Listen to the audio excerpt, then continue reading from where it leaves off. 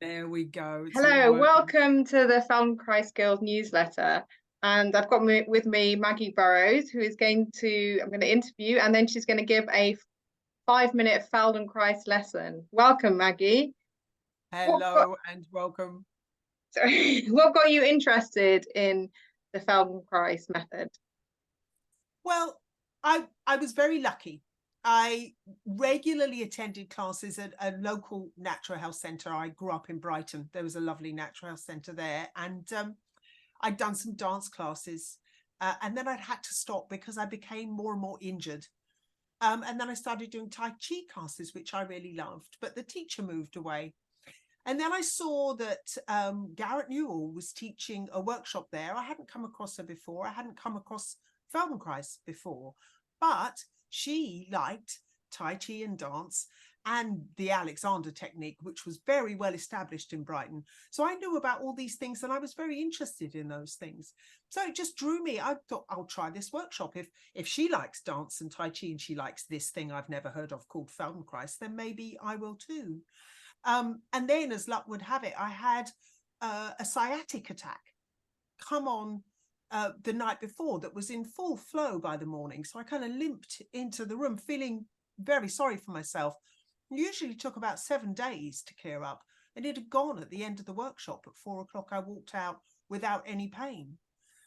So I knew it worked. But even more lucky, in the back of my mind, I was looking for something that I could use to teach voice. And I wanted to be a jazz singer.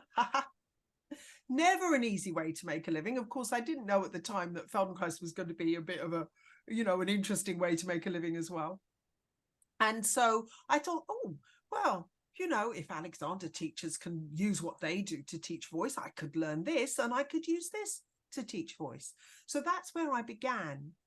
But what was really lucky about it was, I had no idea how perfect it was for me when I first started. I wasn't thinking about it being, something that would enrich my life continuously and more over time. But that's exactly what it's done. I love it. Wow, that's an amazing example of it helping with sciatica. Yeah. What is your favorite thing about the Feldenkrais method? Yeah. So you can tell a bit from my tone. Feldenkrais kind of is my favorite thing. Okay. So I love everything about it. So it's a bit hard to, what would I pick out? And I think what I'll pick out is the strategies for learning that it trains us. It trains us as teachers, and then we continually teach that to our students and the people who come to us for help in turn. And that those strategies work in every field. They're relevant to every part of human development and learning. So it was easy to apply them to voice. I have a particularly unusual theme that I'm offering for the Awareness Through Movement lesson today, which will probably be a little bit longer than 5 minutes, I warn you. And that will be, that turned out to be just as amenable to these these underlying principles, these fundamentals of moving slowly and with attention and awareness and having respect for your own comfort. Indeed, I think developing affection for yourself and kindness towards yourself in a way that then spreads out from you into the world. So I think, every little part of what we're learning that we then share with other people is beneficial for every aspect of life. I think that's wonderful. I think that's such a beautiful way to describe it, an affection for yourself that we're sharing with other people. Yeah. And do you have one case study of one person you've worked with that's particularly stood out? Now I'm the pernickety one. I've been teaching this a long time now. I qualified in 1990. So I've been teaching for 33 or so years. And one of the things that I think easily happens for obvious reasons is people come to us because they're in pain. And indeed, most of us choose Feldenkrais because it helped us with some kind of pain. And so it can become easy to forget that it's as much about learning as it is about mending or helping someone with particular and specific problems. And it does that, it always does that, or people wouldn't come back to us. But the you know, for me, it's not a case study if you are looking at, say, how long it took somebody learning the piano to be able to play chopsticks. Yeah, what we're doing is we're teaching people something, and the thing we're teaching, we are still learning. The process of learning to learn itself. And so I get a little, you know, I prefer case history to case study, but I Okay. really don't think of anyone who comes to me as a case. And Okay. really, I also have to say, the only really clear story that I followed from the beginning and I'm still following is my own. So I end up being the person whose learning journey I understand the most about.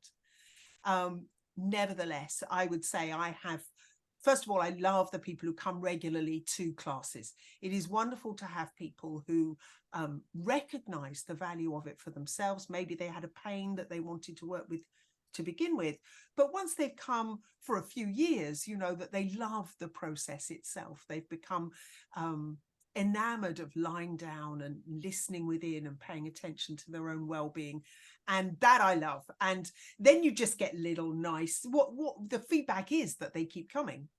But I do have one person who's having regular one-to-one lessons with me at the moment, someone who's dealing with very severe physical issues, wouldn't be able to attend a class. And that's been a very exciting process because it's been slow but steady. And she is so deeply committed to the process of her own change that she sticks with it no matter how difficult it is for her, no matter how much change she needs to be able to, you know, find the route towards in order to feel any better. You know, she often doesn't feel that much better, but she does feel more connected to the earth, more connected to her own feet. She feels she's developing a fuller relationship with her own ankles. She's developing a sense of freedom in her shoulders that she's never had before.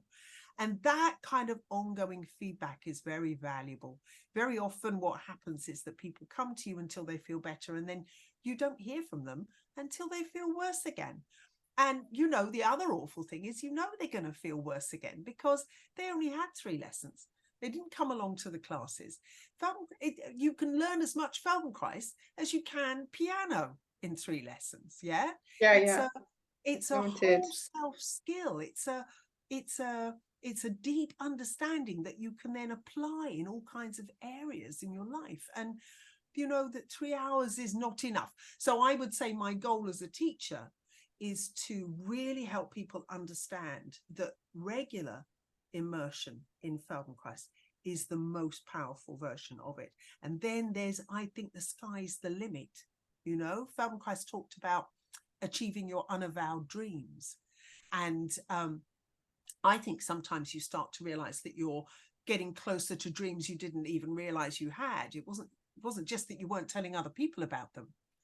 You weren't even recognizing them fully within yourself. I wanted to be a writer when I was old enough to read. I mean, literally, I've wanted to be a writer since I was about 9 or something. And, you know, Feldenkrais has given me finally material to write about. It's very exciting. And I suddenly thought, oh my goodness, there's one of those unavowed dreams emerging out of my process. You know, other people go back to their music or go back to their art or take up a martial art. You know, Victoria was talking about her experience working with karate. And, you know, it is just, you know, our what we bring into our lives, how we enrich our lives. You know, these are the things that make life exciting to the very end. That's what I love about it. Yeah. So she's my example, but really, and anyone who comes to me regularly for classes, they're my joy. They're my joy. Yeah. Thank you so much. And can you give us a class? Yes. So I was invited for this newsletter to talk about my work with sphincters. And I'm going to give the quickest of quick introductions because it's a big subject, and it's a subject I just did a course online for Feldenkrais Access, but actually I've been teaching it for quite a few years because it does fascinate me. And I think the thing about the sphincters that sometimes takes people by surprise, I think we're aware of larger, more significant sphincters, the obvious ones. The mouth is a sphincter. The urethra and the anus, the front sphincter and the rear sphincter, are the ones we worry about the most. Yes, are we losing continence? Are we worrying about laughing too exuberantly or jumping up and down, particularly once we're past menopause, which I think you're a few years the other side of, but I'm a few years in. And so I was interested in it anyway, but it is very relevant to the voice, because the controls of the way the voice comes out of us is also down to how the internal sphincters here behave. Yeah. So it was a natural direction for me to go in. I must say, I found the book. I'm just going to wave it at the screen briefly. I don't know whether it comes the right way round or the wrong way round, but The Secret of the Ring Muscles was just in one of these bookshops. I was nosing around. I thought, oh, that sounds interesting. And she was Israeli. So I thought it was very interesting that a trainer we lost recently, Ruthie Allon, had also been very interested in sphincter work. She maybe had come across Paula Garborg when she was at home in Israel.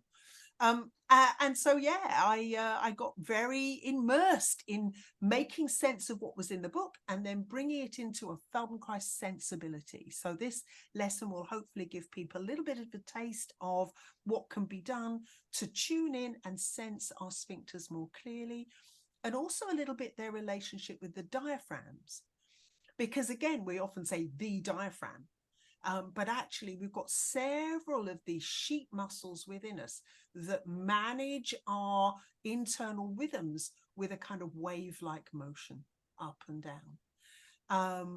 Shall I just dive in? What do you think?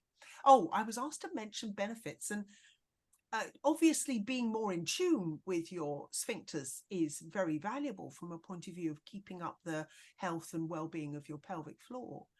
But actually, you know, these are our internal rhythms. These are the things that are going on inside us all the time. The circulation of the blood, the lymph, the craniosacral fluids, the air coming in and out. We have this constant opening and closing and undulating and rhythmic process going on within us that is naturally all about our well-being.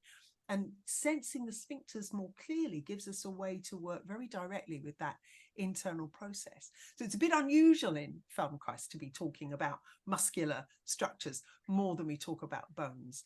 But I will do my best to get to the point where the bones are part of the story. So you can do this sitting or lying down. Either is fine.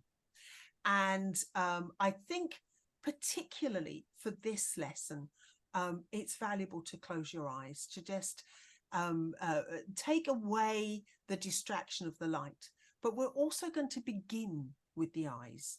So get yourself settled, get yourself comfortable. If you're lying on your back, it's absolutely okay to have a little bit of something under your head, but I wouldn't have too much. And when you're sitting, it's good to be a little bit forward on your seat, so you've got a little bit of room behind you. And then just, if you're lying, settle into the ground, let all your weight go. Enjoy yourself being embraced by the gravity of the planet. It's like sinking into the arms of Mother Earth.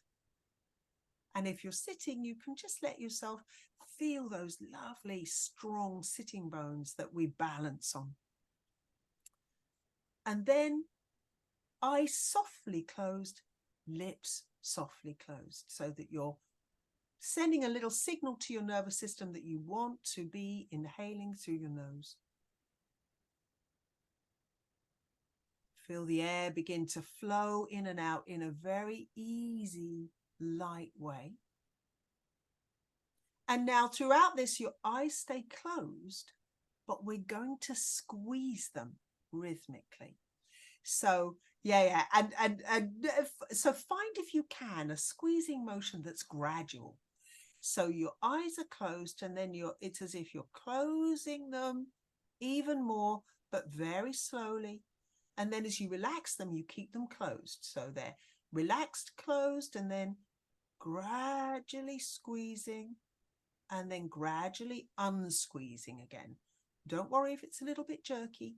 Just develop a nice, easy rhythm. I would count to maybe something like 4, squeezing for 4, unsqueezing for 4. Of course, you'll find the number that suits you best. But it means that you're beginning to give yourself time to notice what else happens. You're squeezing your eyelids, and as you squeeze your eyelids, other parts of you are getting little signals to act, to engage. And obviously it varies a lot from person to person how easy it is to sense these internal shifts and changes and responses as they happen. So I'm going to encourage you first, as you squeeze and unsqueeze, keeping your eyes closed the whole time. Relaxed, closed, tightly closed, relaxed, closed. That's kind of the pattern you're with. As you get into that, are you doing anything with your breathing? If there's a rhythm to the squeezing of the eyes, is there a rhythm to your breath?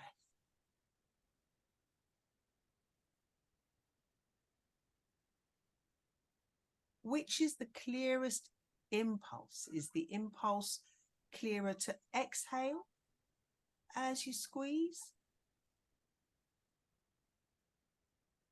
Here's something that can feel a little un-Feldenkrais-y at first. We're going to coordinate the squeezing of the eyes with the exhale, even if that isn't obvious to you. Yeah? Allow the pattern to begin to accumulate, the different sensations to connect. So you may have an unusual impulse to inhale instead, but just for now, just for this few minutes, exhale as you squeeze and feel the warm air blowing out of your nostrils. And then when you let go, you soften your eyes, your lips stay closed, and the air flows back in. And then when you're ready, you squeeze your eyes again, blow the warm air out of your nose, and release everything as you breathe in. It's a slight misnomer to describe breathing in as releasing. In fact, that's when the diaphragm acts. But it's when your eyes soften. It's when your nostrils open to allow the air to flow in. And then once you've done a few of those, let your attention shift to your front sphincter, your urethra, which is very close to your pubic bone.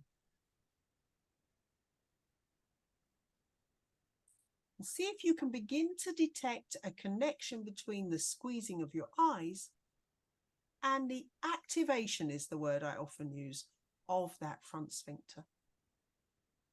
Now we're looking for a very subtle sensation. Sometimes people think that what's required is a kind of heavy muscular squeezing, but these little muscles, they're very small, they're very powerful, but they're very small. And the activation, your urethra is holding your bladder for you all day, not always under a lot of pressure, but it's a very powerful little structure.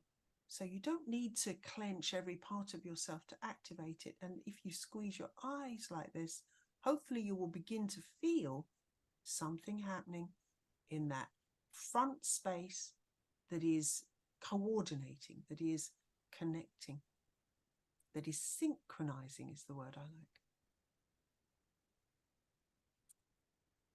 And then give yourself a little pause, a little space, just to not be worrying about all these different elements. Yeah, we're combining a lot of structures that do things automatically for us, even though it's easy for us to consciously close our eyes. They do a lot of blinking and a lot of automatic closing in situations, and we don't have to even think about it, it just happens. And then, because time is flowing, bring your lips back together, let your eyes begin their squeezing rhythm as you exhale. And just begin to include a soft kissing action with your lips. So this is, your lips are already closed. We don't open them when we're just kissing a baby on the forehead. So imagine maybe you don't have a baby, maybe you're kissing your dog or your cat, but that very soft mouth we make when we want to convey gentle affection, yeah, a protective kind of love. Our lips come forward and they form a little almost heart shape. And the lips stay soft. We don't press hard lips against a baby's forehead. We make our lips nice and soft. So this is the coordination. Your lips stay closed the whole time. When you breathe out, you squeeze your eyes, you blow warm air out of your nose, and your lips go forward into a soft, pouting kiss. And when you relax, your mouth stays closed, your eyes stays closed. You breathe in, then you repeat that little rhythmic pattern again.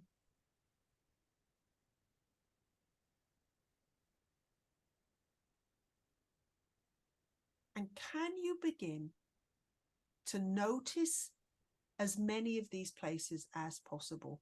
The feeling in the eyes, the feeling in the mouth, the feeling in your nostrils, the contraction, the gentle contraction in your urethra. They combine in a way that can begin to send a signal through your spine, through your torso to flex. So it's very subtle. You don't have to make it happen. Just notice this gentle backward curving. If you're sitting, that's easy to feel. If you're lying down, it will be more like the middle of your spine where your thoracic, where your rib cage attached spine meets your lumbar spine. That area moves a little backwards as everything down the front of you folds a little as part of this front sphincter flexor response. Now, I can't make enormous claims that if you practice this, you will definitely reverse a problem. What I am confident about is that many of these problems can be certainly ameliorated, often reversed, and that this kind of process is beneficial both for your internal tuning, yeah, your internal rhythms are beginning to feel their various elements in process together. Things that you don't normally think about, you can begin to think about in a clearer and more aware, more sensorially aware kind of way. And as I ended up saying to a lot of people with a lot of issues who did the Sphincter course I taught recently, I don't think you have anything to lose here. This is well worth practicing for the kind of soothing effect it can have. It's a very calming thing to play with, particularly if you are doing it lying down. It's a really nice, easy thing to do in bed if you want to do the simplest Feldenkrais process and just let yourself go back off to sleep. And that the way we play with these things in Feldenkrais, that we can isolate them and then connect them. So to just play with the eyes, to just play with blowing the air through your nose, to just play with the lips all on their own, softly pouting forwards, to play with the urethra, which has a very interesting double relaxation response. Before we're about to pee, we relax a little and then we relax again so the flow can come. It's a very sophisticated design. And then once we've practiced the separate elements, to bring them back together in this integrating our functions Feldenkrais way. And what Paula Garble, the expert, says is that if you're having trouble with your front sphincter, then concentrating on the sphincters that you can more easily control is a really powerful way to begin to set the whole system back in, back into its natural design. So I hope people had fun with that. And there's a lot more sphincter work about. I will teach it again. The Feldenkrais Access people design their courses so that people can buy them. And you're always welcome to get in touch with me with any questions. That's wonderful. Have you had feedback that it's improved people's problems with incontinence, and have you had any feedback? I've mainly had feedback from people who are really enjoying it and finding it valuable. I haven't had anything that's sort of like unquestioningly medical come back. But it's very relaxing. It really helps you just be aware of that and find other ways when you're stressed about running to the toilet. It's about actually you can close your eyes or use your mouth. I think that's very true. I think that's very true. And I also think a lot of people are being encouraged to do very strenuous, heavy muscular controls in these areas. They're idea that they somehow have to make themselves very hard and strong. I don't think that helps. These are very subtle internal sensations. And the first time we learned to control them, we were like tiny and not muscular. Yeah, yeah. We were very soft little things when we developed the control over this, something that we were very proud of, and our parents were even more proud of. It's a very emotional, a huge thing in terms of development, that has a lot of emotion and sometimes shame associated with it. So it's important to bring light to the feelings around it and not get so stressed. Yeah, that seems vital. I try and teach it in a way that helps people get the sense of the fun. Yeah. And I'm absolutely confident that it's fundamental to our posture. And so there's something that goes back and forth between this internal rhythmic coordination and the way the spine functions. So there wasn't enough time to go into the other pattern, the anal sphincter pattern, but that one brings the spine very gently into extension, so that between those two places is, our full length and our easy height. And so and these processes begin inside the womb. We're already have these rhythms developing long before we actually emerge into the daylight. So, I have a lot of confidence in the benefit, while being aware that if someone's talking to me about specific health problems, I have other things to offer as well. I don't just claim that this will solve everything. But Paula Garble does, and she worked a lot with doctors. So, it's well worth looking at the book and developing some confidence if you're a little unsure, because, setting out to get well is one of the things that helps us get well. Thank you so much, Maggie. That was a really wonderful lesson. Thank you. Lovely to talk to you. Goodbye. Take care, my dear. Goodbye. Bye-bye.